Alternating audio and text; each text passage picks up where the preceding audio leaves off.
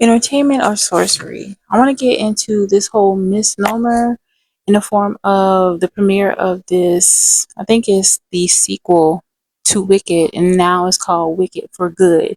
And why this is such a problem, especially for the youth that are watching this. Okay, so shalom, beloved daughters and sons of Yah. Today we're gonna get straight to it because this is a form of spiritual warfare that a lot of people kind of turn a blind eye and a deaf ear to because they have utilized entertainment as sorcery. Okay, and so although this is marketed as wholesome, harmless, and a kind of a way to kind of remix, your perspective in regarding to the so-called villain in the story, this is a deep spiritual infiltration. Okay, so what we're calling as trendy and a new form of artistry is real deception. Let's move into scripture for foundation purposes.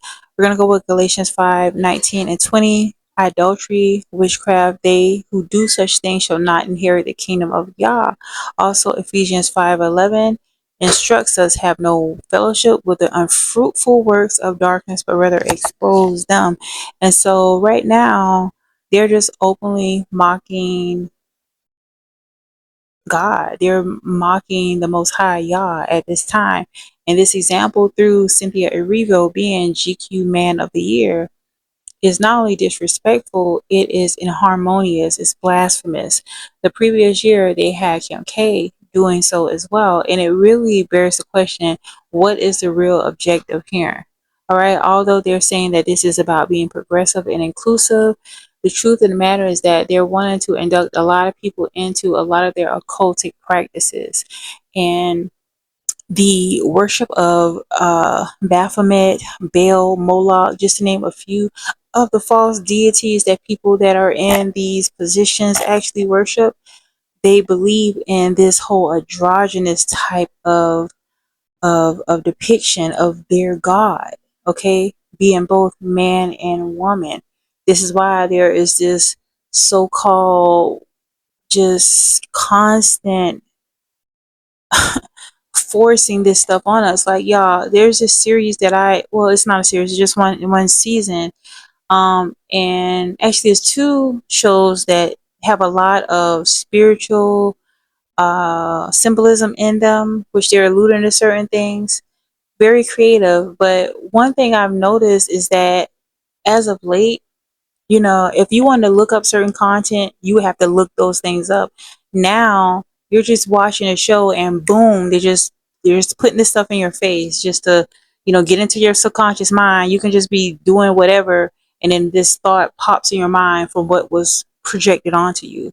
That is a warfare tactic. And I know some people will think that it's not a big deal, but it is the biggest deal because some things I just don't want to ever see. I don't want to see a man being desecrated. That's just some things I don't have the bandwidth to deal with. It feels like a spiritual assault basically. And so although they're trying to normalize these things, in particular with this particular uh edit, although they're trying to normalize these things with this specific person, that all of a sudden she's everywhere, she's leading all these films, and a lot of it has to do with her allegiance to the occultic secret practices that they take part in order to be in these high places. So in no way I'm trying to hate on her. Look, I got love for my sisters, my brothers, all people in general, to be honest with you. But when it comes to you being elevated and put in a position where you are affecting our future through messing with the minds of people in general, but the youth in particular, that is a huge no. That's a big problem. And so it's not just entertainment that they're doing. This is a form of sorcery. They're trying to reprogram our mindsets and our reality to accept a lot of the things that are completely unacceptable. And furthermore, before I close this out, I just want to share that, just a few things in regarding to the Most High wants us to stay vigilant and aware of what they're trying to push as the norm. In no way Does she look like an attractive man? Even if that is her stance, that's what she's trying to do. It's not about that. It is about creating division. It is about, already, if they're constantly targeting men of a certain demographic, but then you're going to take a woman of that same demographic and uphold her in the position of a man, you're creating a bigger rift between men and women within that particular group. That is a problem, and that is a form of divide and conquer.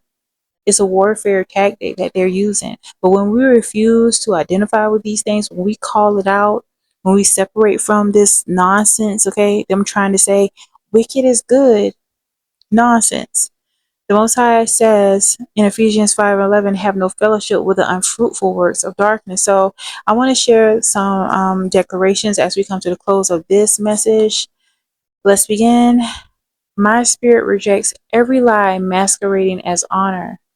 My mind will not be conformed to the spirit of degeneracy and evil. My destiny will not be shaped by the media's subconscious sorcery.